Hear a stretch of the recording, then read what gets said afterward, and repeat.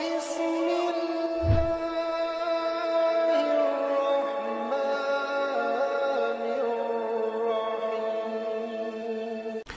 الله والصلاة والسلام على رسول الله وعلى آله الطاهرين أما بعد اللهم اشرح لي صدري ويسر لي أمري واحلل عقدة من لساني يفقه قولي. Donc on va décrypter une vidéo du frère Abdelhamid Khattab donc concernant un sujet d'une sorte de rite en fait qui est de l'ordre de la Jahiliya qui se fait dans certains pays arabes. On est vraiment dans la Jahiliya, dans des choses qui ne sont pas de l'islam. Et donc la vidéo elle est un peu longue, donc je vais essayer de prendre un petit morceau de la vidéo, autrement ça ferait trop long. Mais là on va voir un des rites pour savoir qui ment et ne ment pas. Vous allez voir, c'est vraiment un truc de fou. Bismillah. Mettez un j'aime à la vidéo et abonnez-vous. Là, si vous n'êtes pas abonné, je vous remercie. Bismillah. عندما تستعصي طرق العلاج الأخرى فإن البشعة هي التطبيق العملي لتلك المقولة في إطار كشف الحقائق وإدانة مرتكبي الجرائم، حين تفشل كل وسائل الاستدلال الأخرى لإثبات الجريمة أو نفيها. واحدة من أقدم أجهزة كشف الكذب على مر التاريخ، كما أنها أحد الموروثات القديمة التي فرضتها الطبيعة القبلية والحياة الجبلية لمعيشة البدو.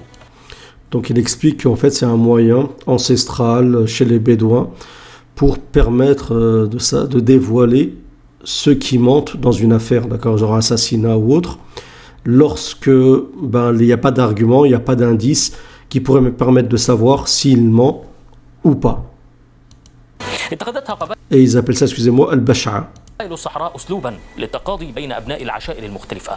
بحسب قول الباحثين كانت تقام هذه المحكمة العرفية والتي يتم فيها إثبات أو نفي التهم عن طريق لعق المتهم قطعة حديدية متوهجة من شدة حرارتها، فهي إجراء عنيف لا يتحمل لهيبه سوى صادق القلب سليم. Donc il explique que c'est un moyen en fait un peu sauvage, comme vous allez le voir, et qui est un héritage, donc un des rites anciens chez les Bédouins, afin de savoir, lorsqu'ils ont par exemple des litiges entre les tribus, savoir si qui ment ou qui ne ment pas, eh ben ils prennent donc un fer qu'ils mettent dans des braises jusqu'à ce que le fer devienne chaud, et ensuite ils mettent ça sur la langue, et il ne peut supporter cette chaleur que quelqu'un qui serait sincère. Donc c'est ce qu'il dit dans la vidéo. النية الذي سيقبل بوضع سكين أو قطعة من الحديد أشبه بالطاسة المنزلية قد تحول لونها إلى ذلك اللون الأحمر من طول الفترة التي مكثتها على النيران لتوضع على لسانه لبيان الكاذب من الصادق في قضايا الخلاف، فيصاب الكاذب ببثور واضحة تظهر على لسانه بما يعد تأكيدا أمام الحضور أنه من ارتكب الفعل أو الجريمة. تبدأ جلسة المحاكمة بتسخين الميسم وهو يد محماس القهوة العربية حتى تصبح شديدة الاحمرار مثل جمرة من نار ثم يخرج. Donc il chauffe quelque chose, apparemment c'est pour quelque chose qui sert à hummus, à griller les grains de café, d'accord, donc vous le voyez, mais dans les braises, quand c'est chaud, ainsi de suite, c'est ce qu'ils font au début, avant que la gelsa, donc l'assise, elle commence, et vous avez vu par exemple une femme lécher la braise qui était chaude, pour savoir si vraiment elle était... Parce que si quelqu'un ment, en vérité, il n'est pas capable, il ne va pas prendre le risque de mettre sa langue... Bon, en vérité, pour moi, ça ne veut rien dire. Quelqu'un qui est déterminé, qui ne veut pas qu'on sait qu'il ment, peut-être qu'il va se forcer à exécuter ce rite, wallah alam, je ne sais pas. ويقلبها ويعيدها إلى النار مرة أخرى. كل هذا يتم أمام ناظر المتهم. خلال هذه الفترة يقوم المبشع بدور المحقق فيحاور المتهم ويسأله العديد من الأسئلة طالبا منه إظهار الحقيقة، موضحا له مدى خطورة حرق النار للسانه إذا لم ينطق بالحقيقة وقرر التمسك بالكذب. هذا من جهة. من جهة أخرى يظل المبشع يراقب ملامح وجه المتهم عن قرب. Donc il y a quelqu'un qui s'appelle Mubashir, c'est lui qui fait le test. Donc il a posé des questions, il va lui dire voilà c'est dangereux pour ta langue, les conséquences que ça aura. Tu fais chauffer un morceau de fer sur ta langue, peut-être que tu auras du mal à t'exprimer, ainsi de suite. On connaît la fameuse histoire, je ne sais pas si c'est la véridique, mais entre le prophète Moussa alayhi salam et Pharaon avec la braise, l'histoire de la braise qu'il a mis dans sa bouche. Vous pouvez me dire dans les commentaires si cette histoire est authentique ou pas, si vous la connaissez. Donc voilà, donc c'est le test que va faire le Mubashir, d'accord. Et excusez-moi, il va regarder aussi donc le visage, les expressions du visage pour savoir s'il est sincère ou pas. الانعكاسات التي تظهر عليه، وعندما تصبح هذه اليد الحديدية جاهزة يطلب المبشع من المتهم مد لسانه ليضعها عليه، ولكن بسرعة ومهارة لا يتقنها إلا فئة قليلة من المبشعين على حد الزعم، ويعيد الأمر مرة واثنين وثلاثة أمام جموع الحاضرين، وفي كل مرة يعطي المتهم الماء ليتغرغر به، فإذا ظهر على لسانه البثور الناتجة عن ملامسته للبشعة كان ذلك دليلا على جرمه. أما إذا بقي لسانه Donc il fait lécher donc le fer avec la langue et à plusieurs reprises, 3 reprises, il l'observe bien et il lui fait boire de l'eau. S'il voit par exemple qu'il y a des sortes de comment dire des cloques ou des boutons dans la langue suite au fait que la langue une partie de la langue a brûlé, c'est qu'il ment, d'accord? C'est comme ça qu'ils font ce test là, un peu chelou mais.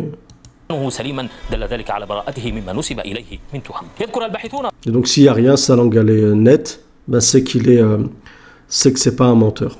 أصدقائي أن العرب استخدموا النار والكي في العديد من الأمور، منها المحرمة التي تحمل معها الألم والتعذيب للشخص الذي يستخدم معه هذه الطرق، ومنها المباحة مثل التداوي بالكي في علاج الكثير من الأمراض، على سبيل المثال عرق النساء. لم يكن الباحثون وحدهم من حرم استخدام النار والبشعة في مثل هذه الأمور، فقد حرمها الأزهر الشريف من قبل ذلك، فالبشعة ليس لها أصل في الشرع في إثبات التهم أو معرفة فاعلها. Donc il explique que les Arabes, ça fait des années, des siècles, les Arabes utilisent ce qui est chaud, le fer chaud, mais pour faire ce qu'on appelle le kay, qui est un mode de guérison. C'est vraiment, le prophète dit que c'est la dernière guérison, akhir al-dawa al-kay, d'accord? Donc c'est lorsque vous utilisez plusieurs modes de guérison, puis que ça ne fonctionne pas, vous utilisez le kay. Donc c'est un morceau de ferraille chaud que vous allez donc comment dire, on va genre de vous piquer comme ça la peau à certains endroits stratégiques avec le fer chaud, et on le fait souvent pour par exemple donc un problème de sciatique, d'accord? Donc lui il dit bien sûr que s'il n'y a pas d'origine dans l'islam de ce mode pour distinguer le menteur du véridique qu'on appelle Bashi'a, et puis Al-Azhar, donc l'université islamique en Égypte a condamné aussi ceci. والتعامل بها حرام ولا يجوز شرعا لما فيها من الإيذاء والتعذيب، وإنما يجب علينا أن نلتزم الطريق الشرعي الذي أخبرت به الشريعة أثناء التقاضي، مستهدين بقول النبي صلى الله عليه وسلم: البينة على من ادعى واليمين على من أنكر. Donc bien sûr, lui explique qu'il faut utiliser les biais religieux, donc les arguments pour celui qui revendique quelque chose, et le serment pour celui qui renie, qui réfute l'accusation. عن القصص والروايات التي تحكي لنا عن البشعة، فنجد منها الكثير لدى بدو الجزيرة العربية، منها تلك القصة التي روتها إحدى نساء البدو في سيناء وتدعى أم راكان العنزي، حيث ذكرت في قصتها أن امرأة اتهمها زوجها وأخته بسرقة نقود. قرر الزوج أن يلجأ إلى شيخ القبيلة للفصل في هذه المسألة. Donc il raconte une histoire que ça se faisait déjà, une histoire d'une femme chez les Badous, que ça se faisait déjà dans la péninsule arabique. Donc vous voyez que c'est un mode très ancien et qui n'a rien à voir avec l'islam. Donc voilà. Donc la vidéo elle continue, mais ce serait un peu long. Et j'essaie de raccourcir au maximum la vidéo pour qu'on puisse regarder donc l'essentialité de ceci. Donc comment vous le savez, il y a parmi les coutumes cette coutume-là, al-Bashi'a, qui est bien sûr, qui n'a rien de religieux. En espérant que cette vidéo vous a plu, si c'est le cas, un j'aime, un partage, et n'hésitez pas à réagir dans les commentaires. Salam à tous.